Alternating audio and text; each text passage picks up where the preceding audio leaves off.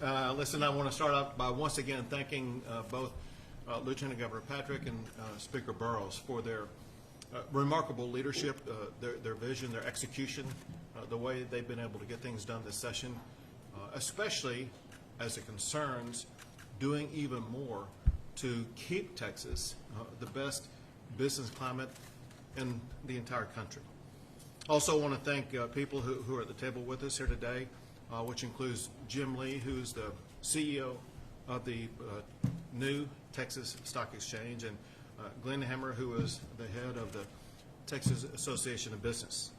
Behind me is a long list of some of the most prominent business leaders and people who are activists in this area, including people inside the state, outside the state. One person we have from outside the state with us to show you how important this moment is. We have the CEO from the Intercontinental Exchange with us here today. To set this up in a way, this week happens to be Economic Development Week in the state of Texas. Today we're about to put a punctuation point on that important week. Texas is widely recognized across the country, candidly across the world, as the #1 state in the country for doing business. Texas ranks #1 for the most new jobs. CEOs have ranked Texas as the best state for doing business for 21 years in a row.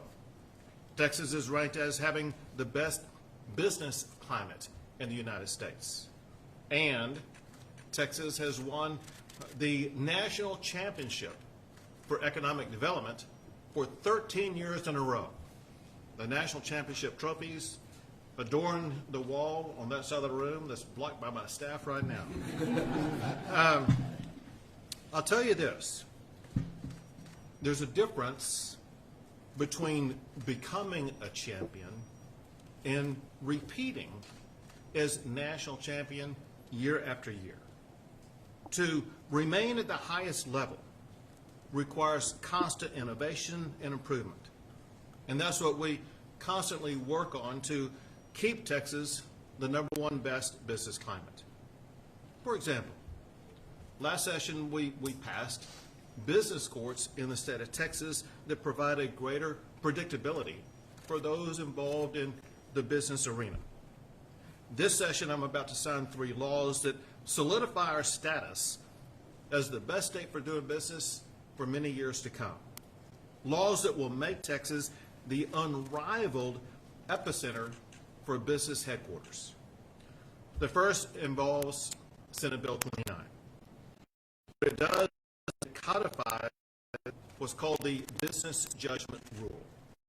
This law provides business decision makers the certainty that sound business judgments made in the best interest of shareholders will not be second-guessed by courts.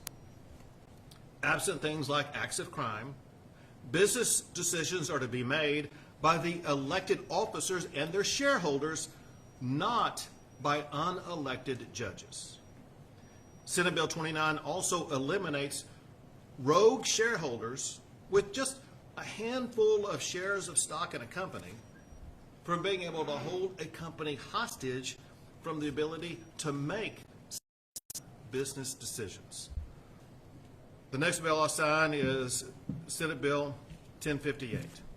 It will cement Texas as a premier location for stock exchanges.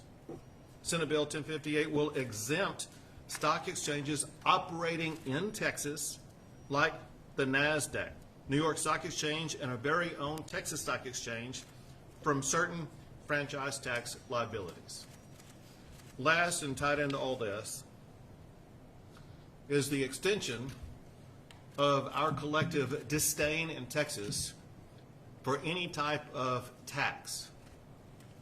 We dislike it so much that we made the income tax unconstitutional. We made a wealth tax unconstitutional. We made a real estate transaction unconstitutional. We are making a capital gains tax unconstitutional. To help you understand the real world application of what that means,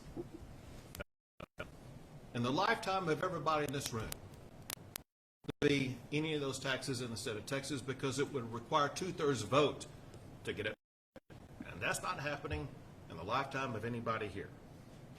But it's applicable today because we add today to those House Joint Resolution 4, making unconstitutional a transactions tax, patient tax.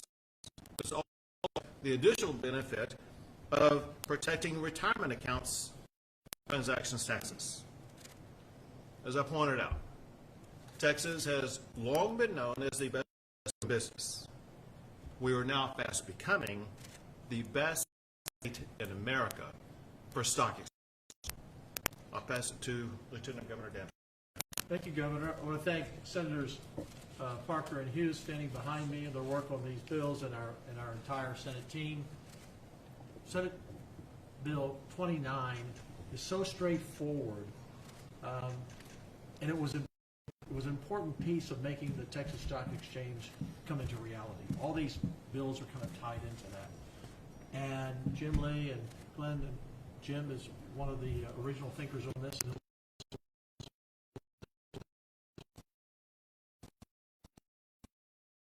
If you would say Texas own stock exchange, and people would have said, well, what do you mean? How's that going to happen? It's because in Texas we are big and we are bold. And we take on challenges, and we're doing that.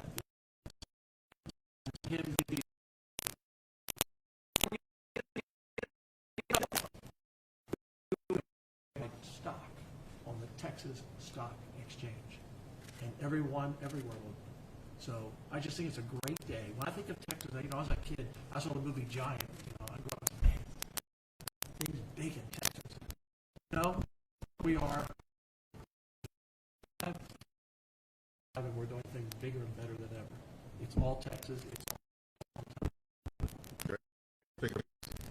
Look, I first want to say I'm very excited about where we are in landing a very historic, optimistic session.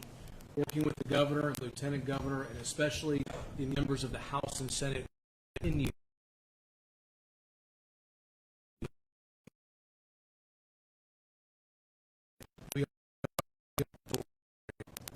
The business, the people are moving.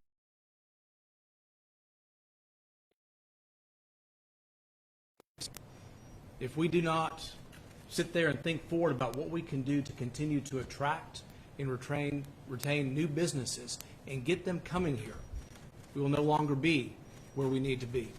These bills today, in my opinion, make Texas the most competitive state for stock exchange and bringing big business here to Texas. I am very proud of the work that the House and the Senate and the governor have done to get these across the finish line, and I think this is a historic. And Mr. Speaker, just before I walked up here, we passed House Bill 9 already, which is one of the biggest tax cuts for small business, taking the personal property from $2,500 to $125,000. It's not just big business on the stock exchange. It's the small businesses that makes our engine go to. Very important. Thank you. And now Jim Lee, CEO of the Texas. Day one, Governor, you've made Texas will incentivize even businesses now to move their registration, perhaps move their listings, and ultimately to move their headquarters to Texas. It also lays for exchange operators meaningful in Texas to our public markets. With the bills you're signing today and the others we've championed together this session, you are cementing Texas as the capital markets leader for generations. Thank you, Speaker, and thank you, Governor. Thank you. Congratulations. Thank you for doing your part. Glenn Hammer, head of the Texas Association of Business. Well, Governor, it's an honor to be here during Economic Development Week, and I want to first start recognizing you as the undisputed, unified champion of job creation in the United States of America. No governor does it better than you, and I want to thank the Lieutenant Governor and the Speaker for your lead to keep this is the trifecta. These bills that are being signed today will absolutely keep Texas at in the nation, jobs, and to is that today we have more finance jobs in New York. And this constitutional amendment is extremely important because my birth state, New York, which, by the way, when I was born, and it was less than 100, had 6% of population. Now we're and the best day is 9. But this constitutional amendment, why, is that New York, as we suspended it, they have a tax on stock transactions.